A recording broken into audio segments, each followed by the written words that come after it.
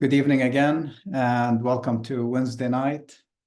I'm going to go ahead and open with the Lord's Prayer in the Aramaic language, and then we'll dive into the session. If you're new with us, I usually leave some time at the end for questions. So if you have any questions related to the Bible or tonight's topic, whatever I cover, you can put that in the Q&A, and we'll try to get to it before the end.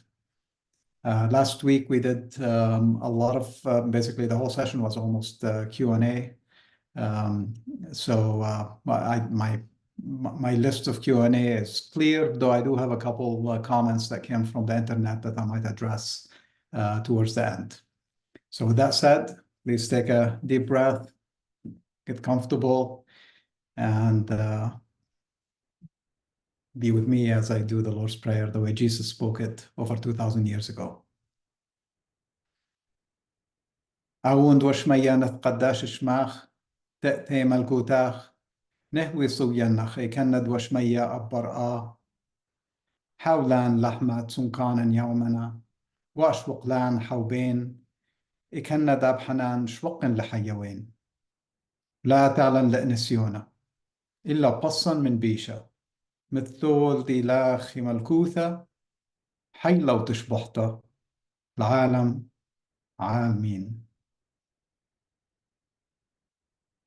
So I started almost now, this will be the fourth session, talking about Jesus's freedom teachings.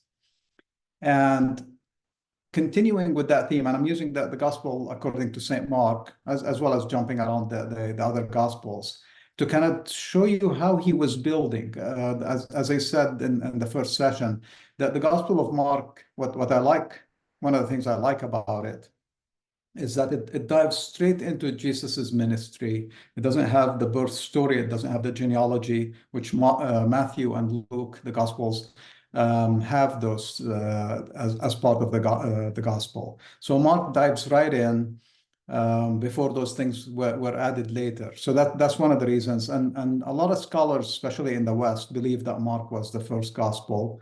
Dr. Errico and I are of the opinion that probably the Gospel of Matthew was the first Gospel. And the reason for that is Matthew is a lot more Eastern, a lot more from the culture. And Matthew was written probably by one of the early, or at least the early disciples were there at the time. Mark was not an apostle, so Mark was very young, and then brought us the stories. But regardless, the Gospels are very close, and especially Matthew, Mark, and Luke.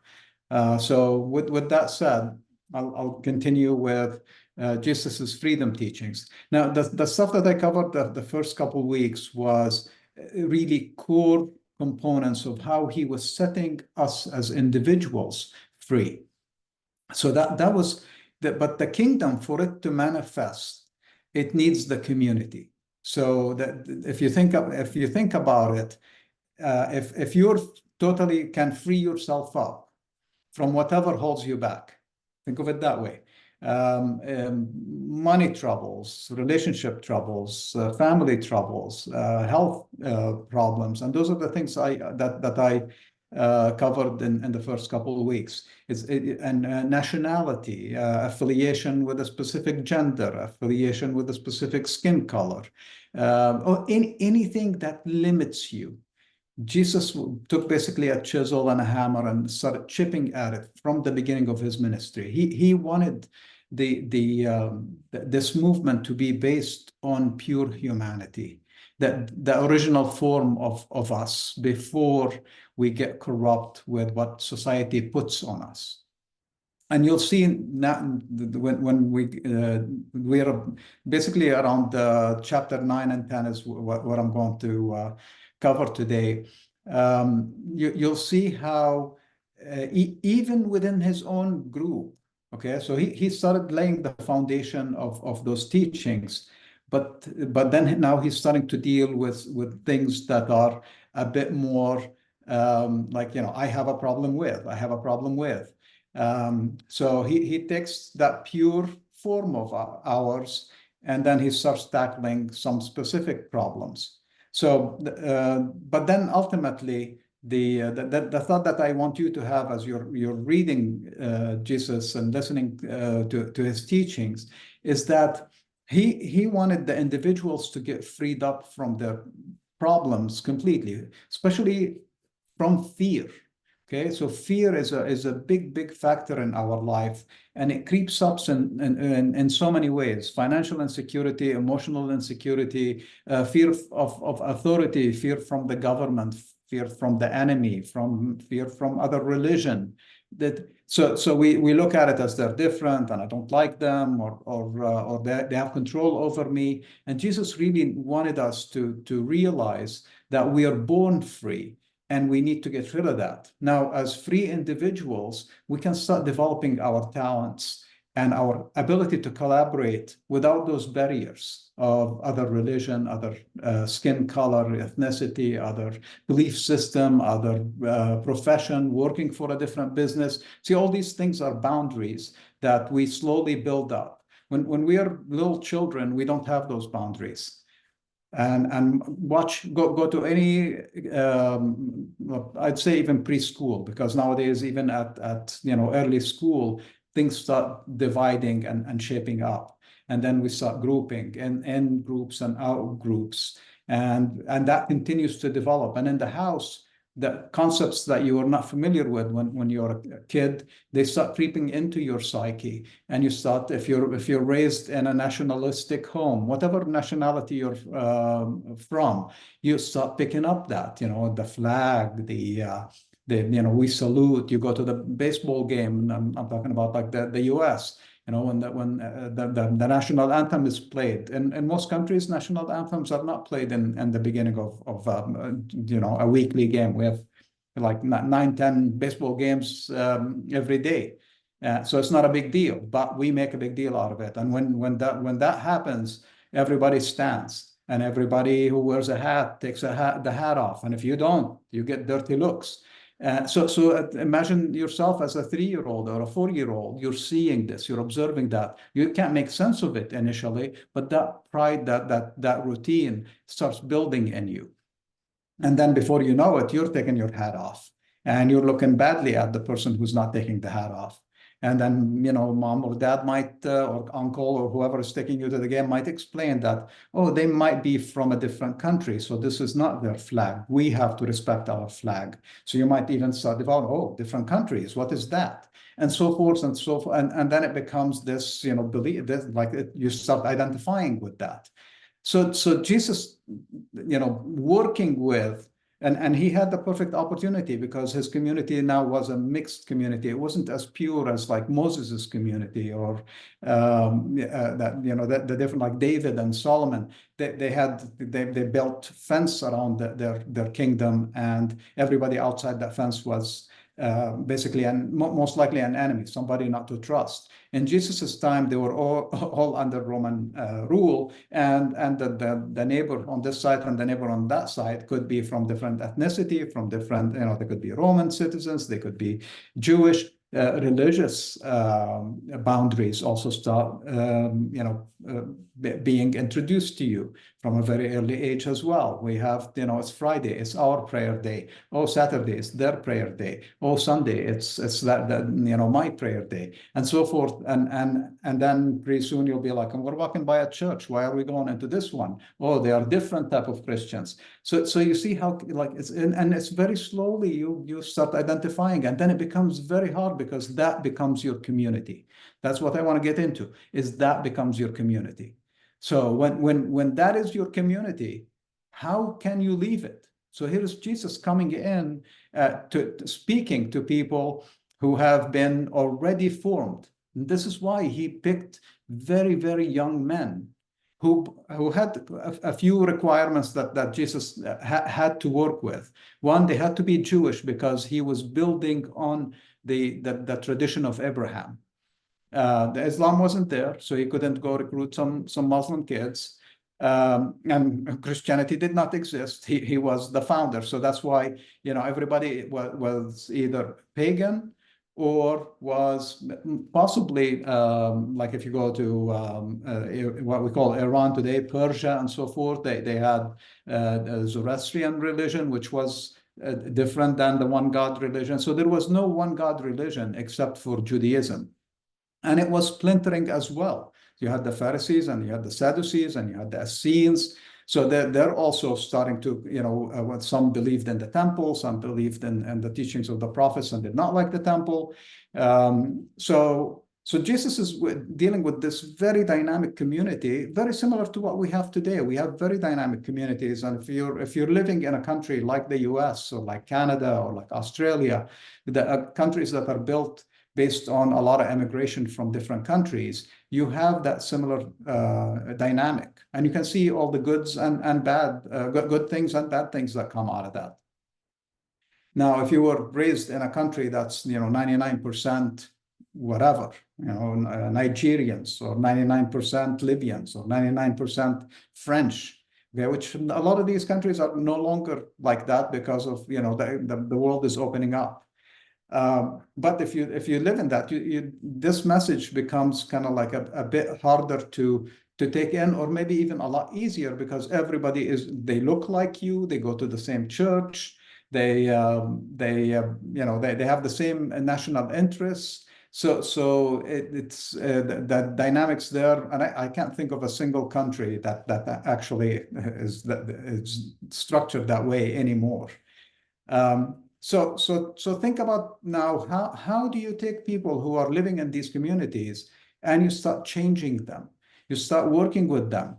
And Jesus, so I'm going to now jump into that verses and episodes to kind of show you how Jesus was starting to break through and his frustration. So the first, and here you probably can see a little bit of humor. Maybe it's intended by Mark, or maybe it was just the events that Mark is capturing in his gospel. There's almost like a contrast between this episode and the episode that comes right after it. That kind of ebbs and flows, as you'll notice.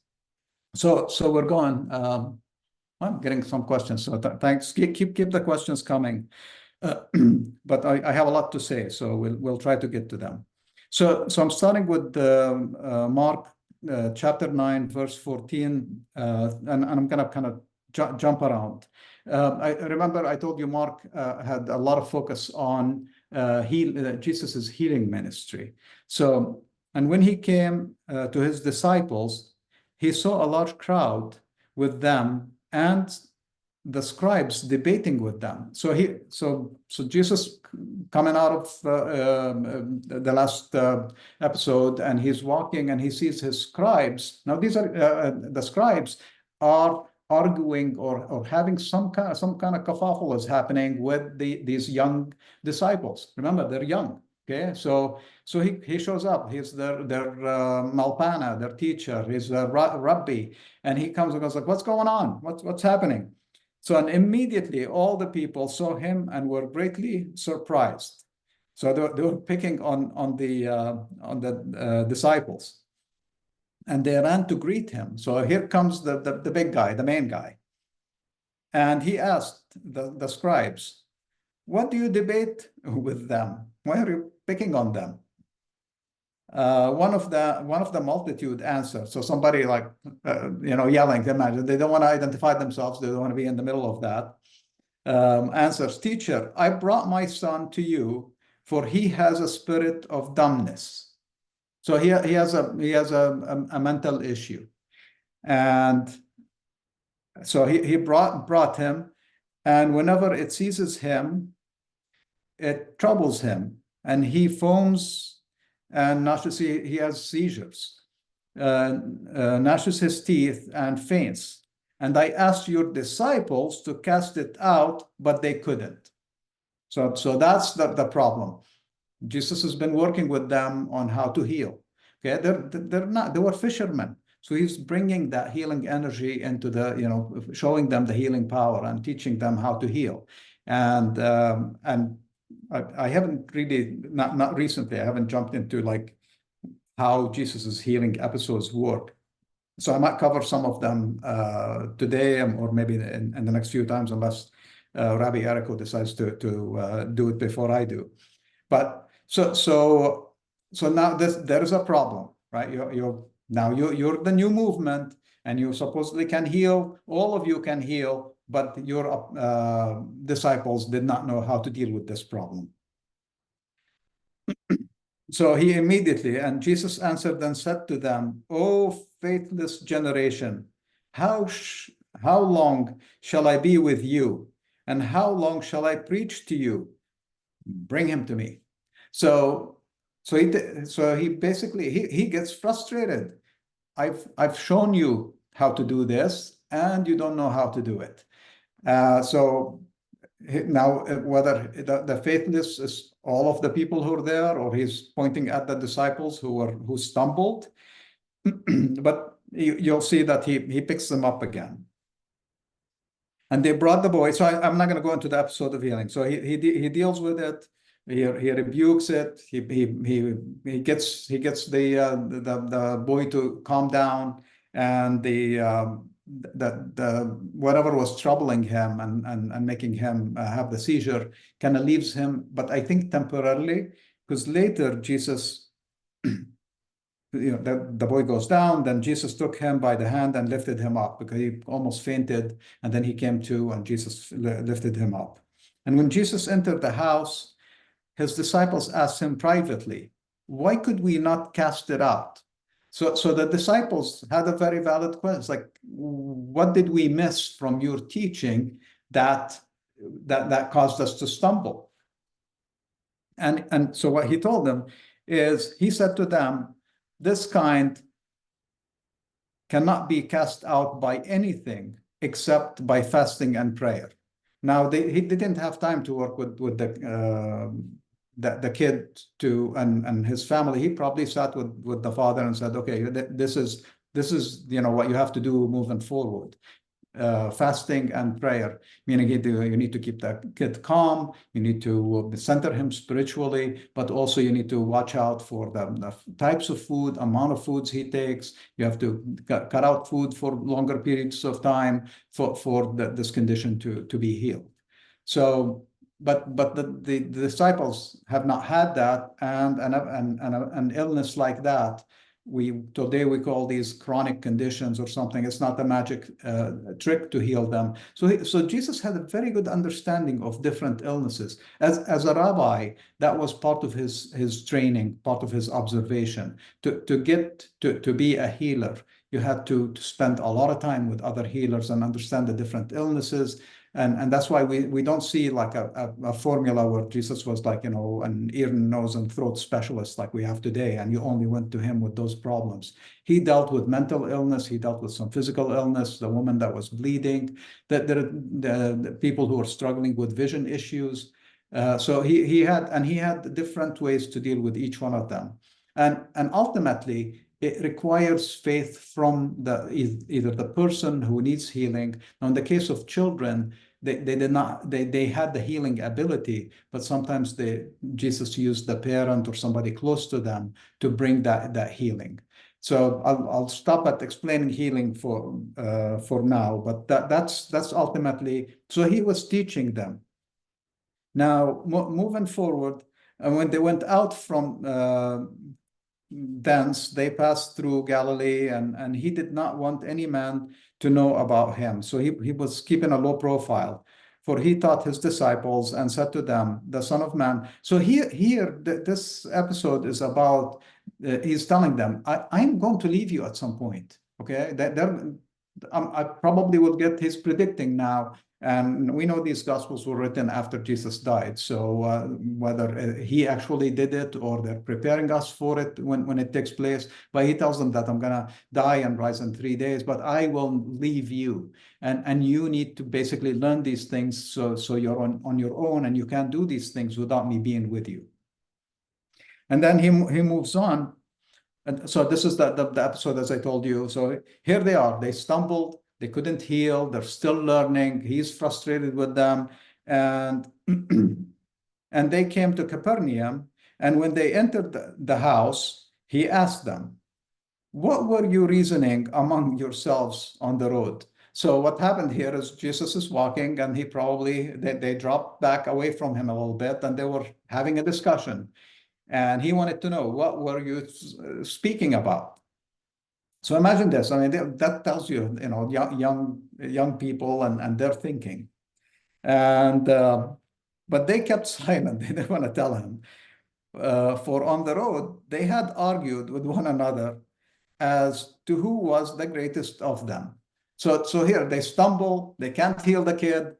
He comes and saves them from the Pharisees. He has to explain to them about the healing. He does the healing himself. He was hoping that that he would have an army of healers with him, and they would take some of the burden off him. But I think I mentioned that a couple of weeks ago, how he did not really want to, have all his ministry be about healing, because then he did not have a chance to do all the other great work that he was here to do. So and yet, a few minutes later or a few hours later, they're walking behind him, going like, "I'm better, I'm better, I'm better. Do you think he's the greatest or I'm the greatest?" and so forth. Okay, so very very simple thinking. And Jesus sat down and called the 12 and said to them, so at the teaching moment, who wishes to be first, let him be the last of men and the servant of every man. So he's changing the definition. Now, if you think in today's society, who is the first? Who's first to you? You'll think about, if you're talking about athletics, you'll think about the greatest athlete. It says LeBron James, or is it Michael Jordan, or is it Joe Montana, or is it Pele? We're always going to the elite of the elite. Who's the most important person in the U.S.? Probably the president of the U.S. Who's the most important person in your community? Probably the richest person, the one or in your business, the CEO or the head of the board. We're always looking for that view. So he's flipping now. He's teaching them that to be the greatest, you have to be the most serving, the most humble. Okay, so that flips your ambition. Now you're freed from societal requirements. You're freed from being the best of your race, the best of your profession, the best of this, the best of that. And those are pressures, and those pressures bring fear and separation and elitism. And he's saying, no, no, no, no, it's the other way around. To be the greatest, you have to be the most serving, the most humble. Okay, so the more you lower yourself, the more people will want to pick you up. The more you want to step on people, the more they want to see you fall. Okay, so today maybe we get it. Now, do we live by it? It's a whole other, probably lecture, because we don't. We truly have that competition. I want to succeed, and my success looks like this. And as soon as you make that hit that plateau, you're thinking about the next one and the next one. And we have what's your 5-year plan? What's your 10, what are you going to do when you finish college? What are you going to do when you finish, blah, blah, blah. There's always this expectation, and all of it is lined up with economics and with ownership and with material things. And we don't take that deep breath of saying, how can I be the most serving? And people who do that, we know them and we see them, and they are the ones who actually end up being the most peaceful, most successful, because and least stressed. So their success does not bring them stress; it brings them joy. Okay, the ones who are climbing and climbing and climbing and running up the hill, okay, are constantly stumbling and constantly stressing, and they feel somebody else on their shoulder trying to climb over them. That's not what Jesus is saying. You have to be humble. You have to think of yourself as the least. So when you are in a party, don't expect somebody to bring you a plate. Go and get everybody a plate before you get your own. Okay, that's the thinking that. And from your heart, and if at the end of the night you go to sleep hungry because all the plates were gone and the food was gone, you're at peace with it. You're not feeling like I was doing all that good work and I was hungry. And that's the thinking that often we see in society.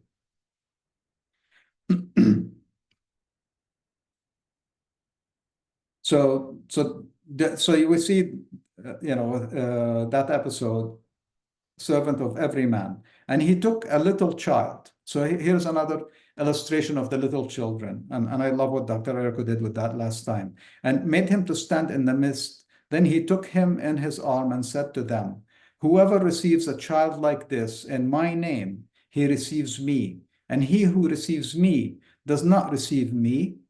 I'm not important. He receives the one who sent me. Okay, so basically he's saying, if you take good care of children, then you're basically receiving God, receiving Allah. That's very profound. Go turn your TVs on now, and on any piece of the world that has any trouble. What's happening to the children? We're not taking care of them. Okay, we're not taking care of them here. We're not taking care of them in the Middle East. We're not taking care of them in the Ukraine. We're not taking care of them in Africa, at many spots in Africa.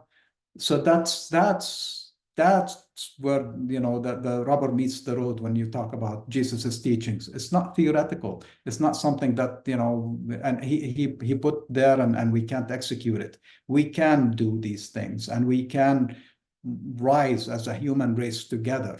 But there are fundamental things we need to do. And any child, he did not say, and only he did not say, oh, if it's a Jewish child because Jesus was Jewish, or a Galilean child because Jesus was from there, or Nazarene because he was from Nazareth. He said, anybody who receives any child and takes care of it basically receives the Spirit of God, receives the support of God, receives Allah. Okay. Very, very powerful. So he's taking their thinking of who is the greatest, and he's saying, you need to take care of children. And we know that he says, you need to be like children. So you need to shed, that's part of your freeing process. You need to go back to the kid who went to the baseball game not knowing what the flag was about and the national anthem was about and the other nationality was about. You need to go back to the innocent kid who's just going to have fun and watch a game. But we add layers of complexity on top of that creeps up into your life, and before you know it, you're joining the military or happy that we conquered that nation, or we killed somebody, or you yourself doing these things and in the name of the flag or in the name of the national anthem. So that is, and when I spoke about, I'll address a comment I received on YouTube. When I spoke about guns, we have a belief in this country, not in many countries, but in this country, is that by arming ourselves, we will be protecting ourselves from our government. And we have not had, I can't think of any episodes. And you history buffs, you can drop me a comment if you can think of one where, and since we overthrew the English and the Revolutionary War, but since then, I don't think we've had a situation where successfully the government used weapons against us, the Americans, and we basically repelled the government back. We are a government of the people, from the people. Right. So in this country, it's like we're much better off getting the foundations of freedom from Jesus's teachings and common sense, and bringing a government that serves us, which is the purpose of government. And instead of arming the government, and letting it build these massive stockpiles of weapons, and then us getting stockpiles of weapons in case the government turns on us. It's like we can go a peaceful path instead of going this weapons path. That's what I meant by comments. I didn't mean that both the government can have weapons and we shouldn't, or we should and the government shouldn't. I'm thinking like the prophet Micah and other prophets talked about taking the swords and turning them into plows. Okay, so he wanted a nation, he envisioned a nation where everybody from every religion can pray to their God in peace without somebody picking on them and telling them that you're wrong, and a nation where in the prophet's language, this is their vision, where the big nations can take care of the small nations and vice versa, and where there are no needs to have any weapons with anybody, not the people, not the governments, not anybody, and instead let's turn the billions of dollars, trillions of dollars that we spend on that into ways to feed one another and clothe one another and build homes to one another for one another. That's the thinking of a prophet. That's the thinking of Jesus, versus coming from fear of the government is going to turn on me, or that my neighbor country is going to turn on me, and I need to be armed to defend myself. We need remember, this is community, okay? A whole bunch of free people with all their individual talents coming together to create a free community that changes the world and changes the way the world sees itself, instead of what we have today and what Jesus had at his time. Not my own time. Okay, pretty good. I'm just covering like the first couple notes.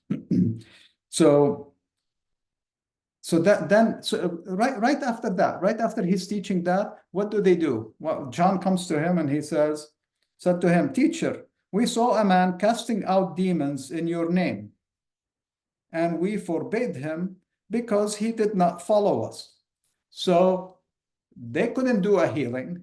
They run into another healer who's saying, "I understand Jesus's healing method," because it wasn't unique. He wasn't the only one doing it. He learned it from other rabbis. He learned it in his community. So here is somebody saying, I can also help people with mental issues, and I'm actually doing it in the name of Jesus.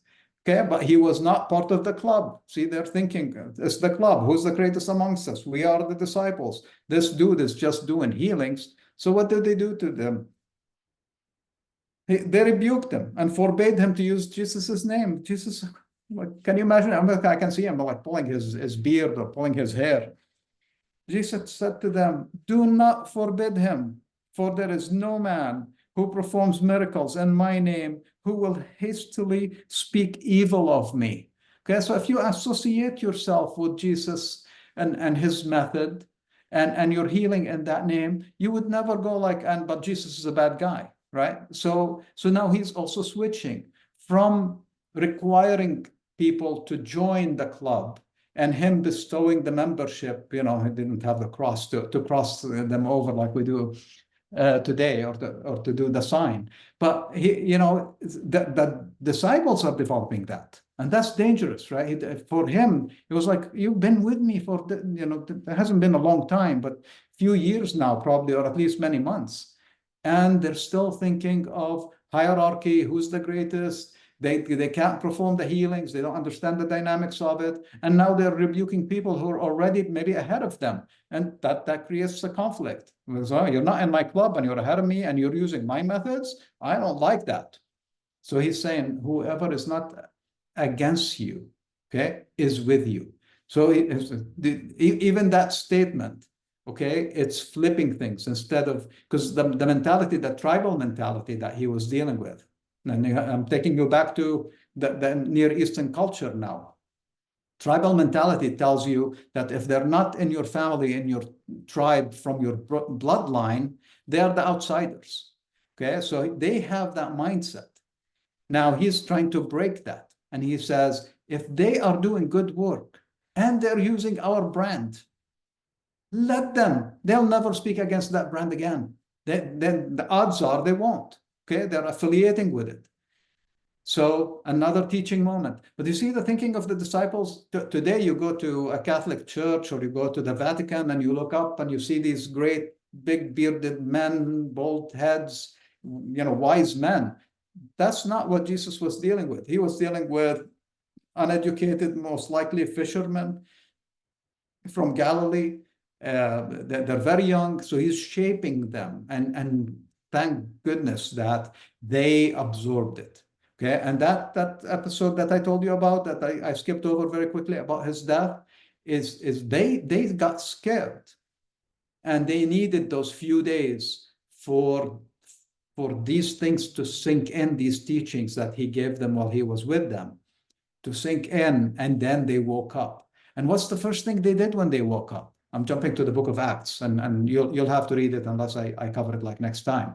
But in the book of Acts, they drop everything that is personal into the community, and they create the first community that's executing the rules of the kingdom, that's living by the rules of the kingdom. And that's the community that caught on fire, because now people were wanting to join, and there were no membership requirements to join. You just needed to be good. You needed to free yourself from whatever is holding you back. So we see in the early movement, people who had money put the money in.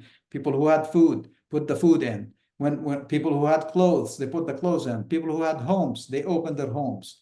And they supported then the other people who were coming in. What do you need? I need to travel to Baghdad to teach people about the kingdom. Okay, well, here's a little bit of food. Here's a little bit of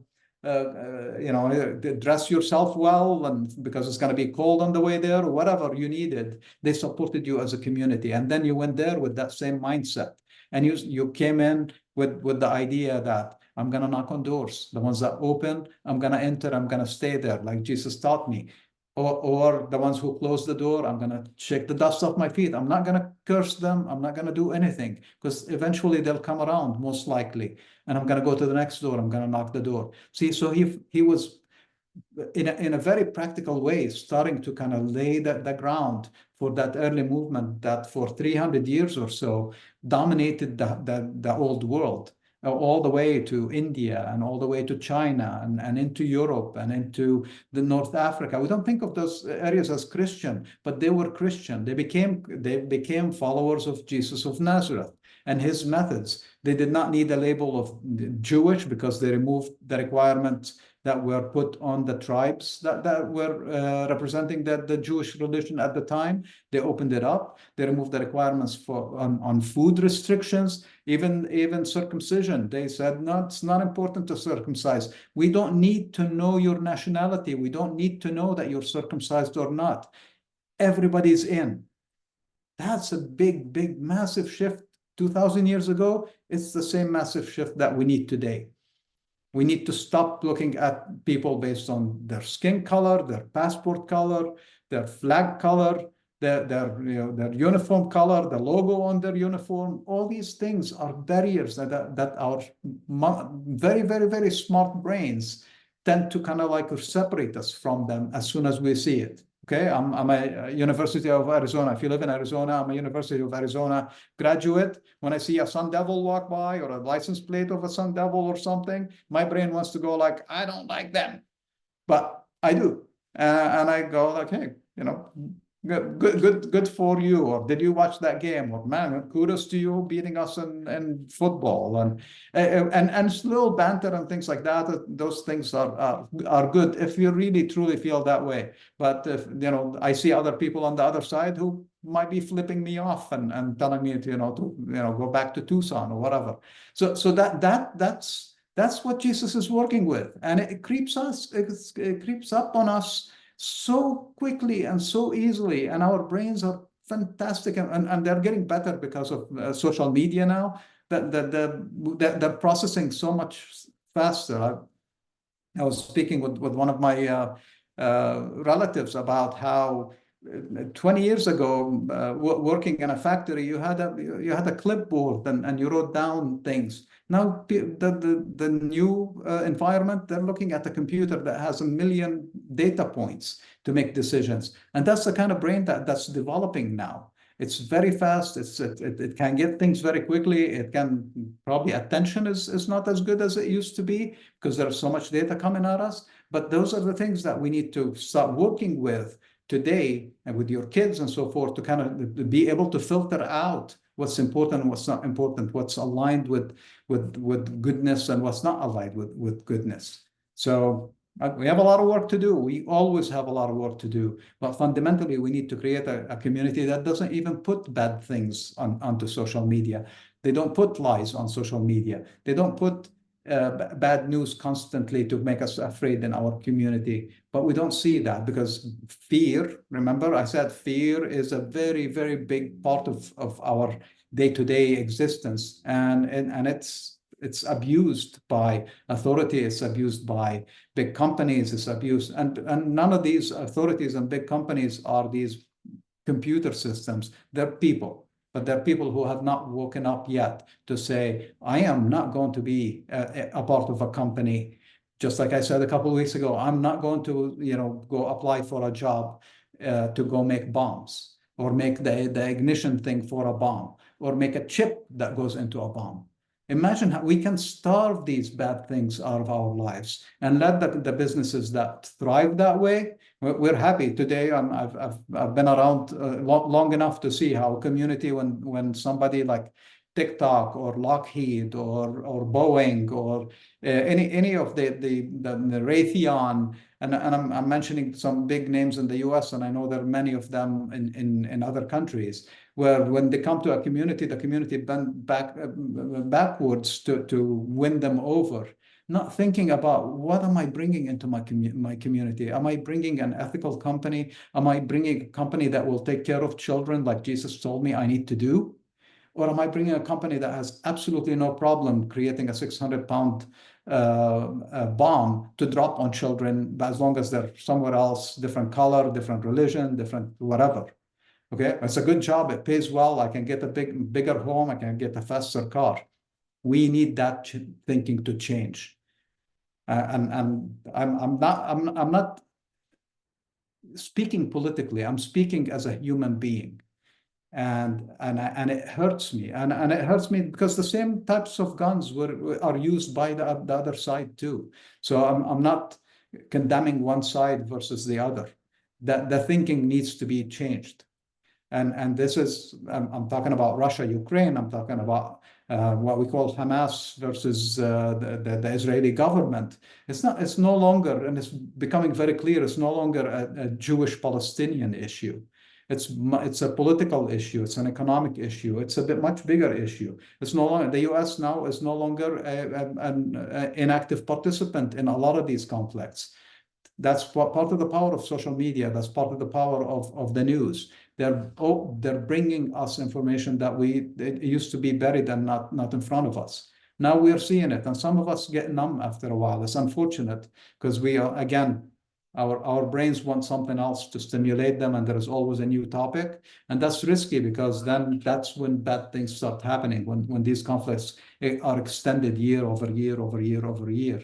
Worse things and worse things are being planted, and those seeds that we're planting, we're going to have to harvest them 5 years from now, 10 years from now, 30 years from now, and we need to stop the planting. We need to plant better seeds.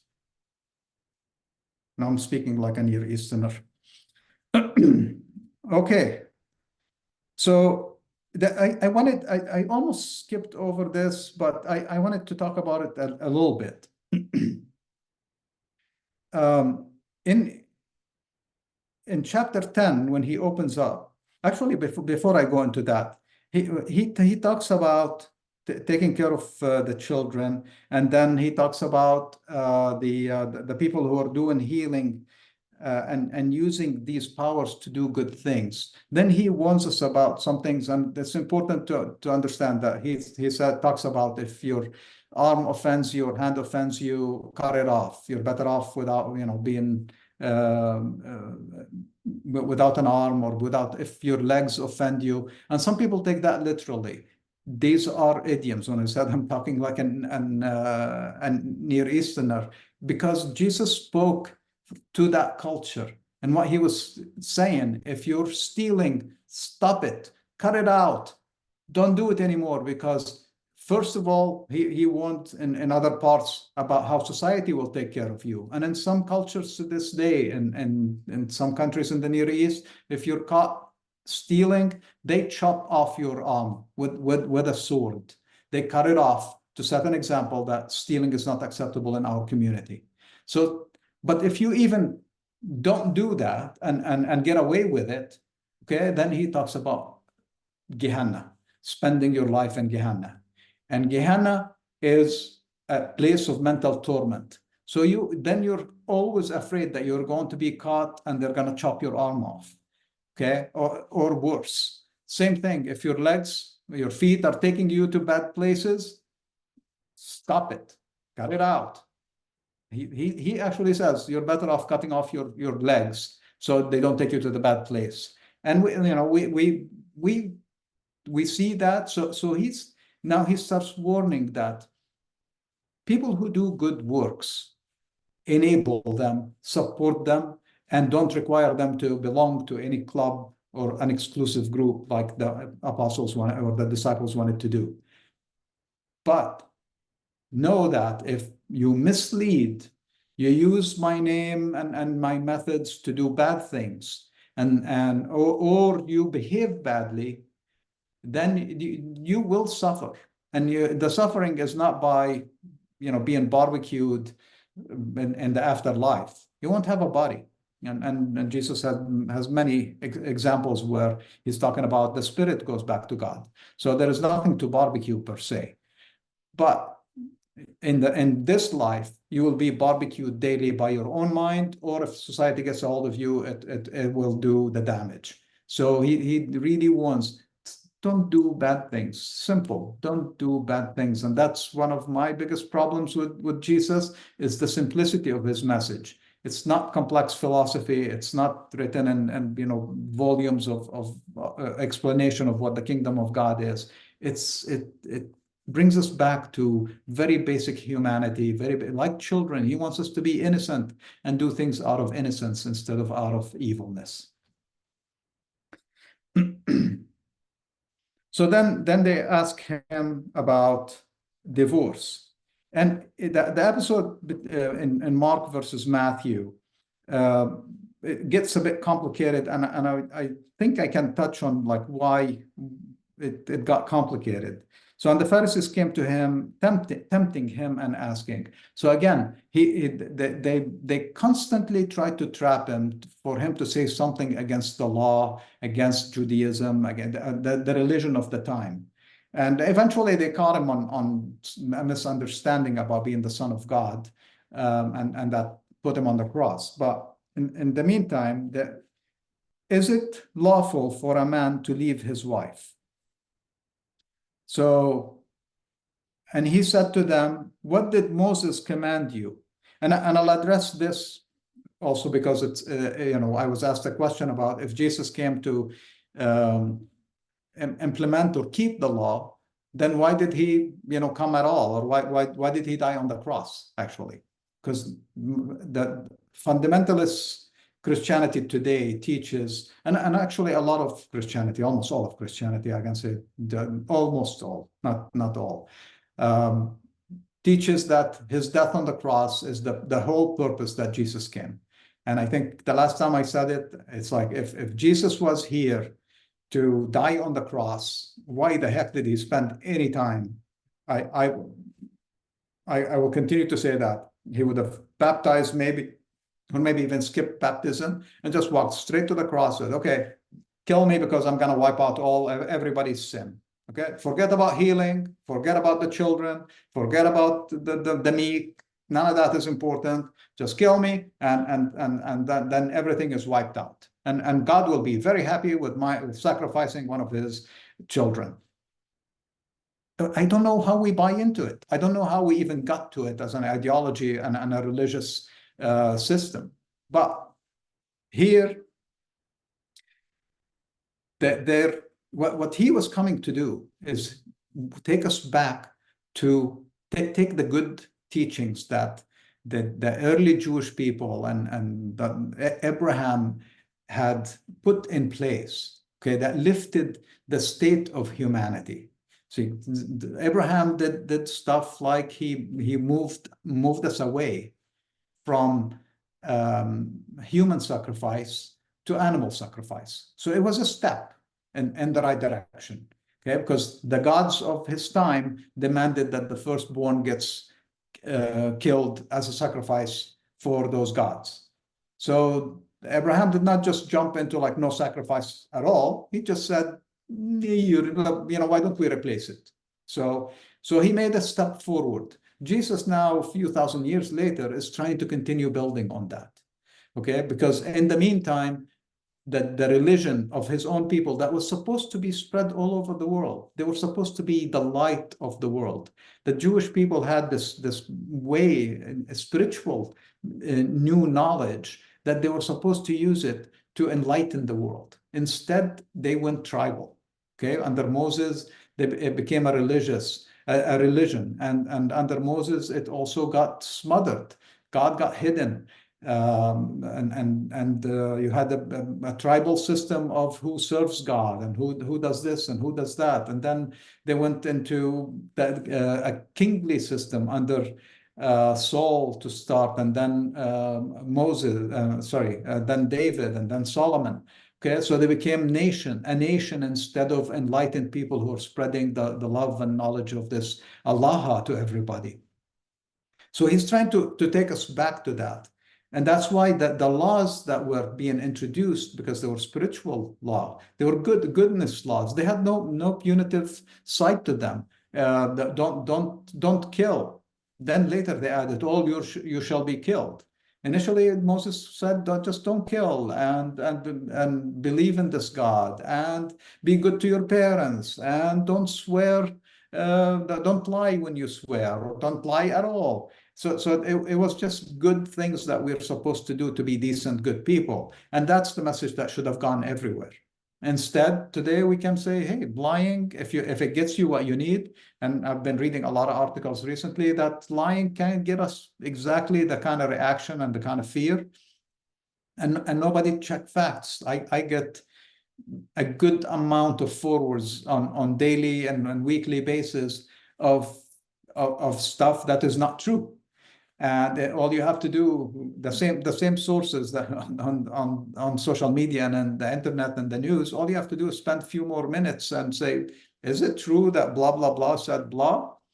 And you'll discover that it's either out of context, or it's a very old document, or it's doctored or created by AI these days. So lying is all around us, and the internet and social media makes it so much easy to do and make it believable. And the good ones that are initiated by large systems and large governments, including ours and China and Korea and Russia and so forth, they go really deep into it, and they have companies set up. They have real people, lawyers' names, and real journalists and so forth used in these articles, that even if you dig at the surface, you might believe it. And some people are falling victim to crime because of that. You do your due diligence and you do a check or two on these companies that are calling you, and you think, they have a website. The lawyer has a degree and has an office in that town and so forth, and if all that is lies to get you to give them money, or give up some information about yourself. So Jesus is saying, no, we need to uproot this system that, as I said, the companies that enable that need to stop it. And when you go work for Facebook, or for the company that issues websites and Twitter, or X as they call it now, and so forth, your duty as a good follower of Jesus is to be the one standing in the room saying, no, I'll stay up all night writing that algorithm. I will stay up all night and every night to ensure that when they use our platform, that it has no misinformation. But we don't do that. We want to go to the next thing. We want to hit happy hour before it's over, and make the big money that these companies pay us. That's fundamentally what the problem is. And Jesus is, again, trying to free us from the pressure of making big money and so forth, so we can always do the right thing and not have the pressure to do bad things. Wow, 6 minutes. Okay, I will stop here, and we'll come back to Jesus, Moses' law, and divorce in chapter 10 the next time I speak, if I remember that. And let me take a couple minutes and look at the questions. I am confused by the phrase from Genesis 4. Am I my brother's keeper? The answer seems obscure Can you help explain? Yes. So we'll go to Genesis so everybody is on the same page.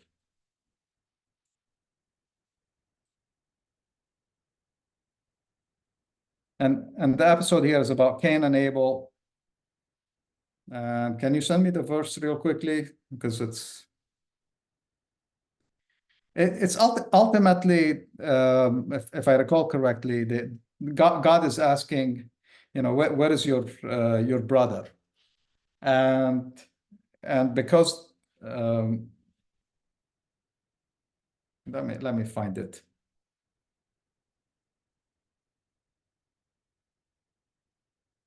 Yeah, so chapter 4, verse 9. And the Lord said to Cain, where is Abel, your brother? And he said, I don't know. Am I my brother's keeper? And the Lord said, what have you done? The voice of your brother's blood cries to me from the ground. Now remember, these are all stories, and what's happening here is that Cain is trying to get away. God knew that he killed. God knew that Cain killed his brother, and he was calling him out on it and saying, "Where is your brother? What did you do with him?" Now, an all-knowing God. This is very similar to like the story of Adam and Eve, which we take as like we made it something that God did. It was added as a second story, second creation story to explain humanity and male and female and so forth.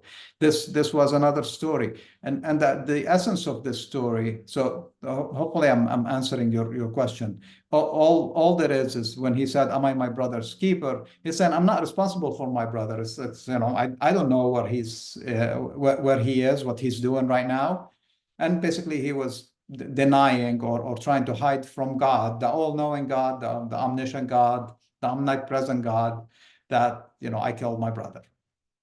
And the essence of that story is really how God punishes him. Is he doesn't kill him, he puts a mark on him, and he says nobody can, because he's tortured by that. He lived his life tortured, and not being able to shake that off him, that mark. So hopefully that explains it. If not, please ask the next question, another question about it. And in Matthew 17:2, the Lamsa translation states that Jesus was transfigured before them and his clothes turned white like light. Was this part of Peter's dream? Yep. Or was there some type of mystical occurrence happening? I think it's a combination. I think it's definitely part of Peter's dream, seeing all these prophets with Jesus. It's definitely a vision. And Jesus he took a very select group with him for that episode. The people because remember, I mean, we just read how a lot of the disciples were still coming along. They were not there yet. They were still thinking differently, including some of the apostles. So he handpicked a few of them to go up on the mountain when he went to pray. And they were so, they basically saw Jesus as a very important prophet, and they saw the other prophets with him, but they saw him even in a brighter light. So they knew that what he's bringing is like a culmination of all these teachings, and they held him in a very high place. And I feel that I always like the prophets had a lot of good things, but they were restricted. Some of the things I talked about, how Jesus was breaking down some of our boundaries. Some of the prophets wanted, and I used Micah as one of the ones. They could see a world where multiple religions could exist, multiple nations could exist, but all in peace. But then sometimes you continue reading those prophets, and you'll see that when the rubber hits the road, they sometimes went the tribal way. And that's everywhere. And luckily, they wrote that down, and including the stories like Jonah and the whale. Jonah was supposed to go and save people who are not Jewish, who are not his religion, actually the enemy. And yet, so that's his struggle. So here's a prophet Now, Jesus would have had no problem. If God, if he had a message to Jesus, go help the Samaritans, go help the Romans, go help whoever, Jesus did it. And by example, we have a lot of documented examples where he spoke with them and he went and healed their kids and did not go like, and sometimes hesitantly because he was, being watched very closely. But if you showed at the smallest amount of faith in his method, in his way, and in him as a healer, or in him in any way, just like he just told them, whoever is not against you is with you. So he had an understanding that if a Syrian woman comes to me, or from Sidon, a Phoenician woman, or I can help and heal, and she'll appreciate it. And then I'm setting an example, because the time will come when my disciples and apostles are going to have to interact with these people at a larger scale, and they'll have a way to go back and say, hey, Jesus did it. It's cool. We can do it too. With that, I thank you for spending the time with me on Wednesday night. And next week will be Dr. Eriko again. And I'll see you in a couple of weeks. Have a lovely evening and talk to you soon.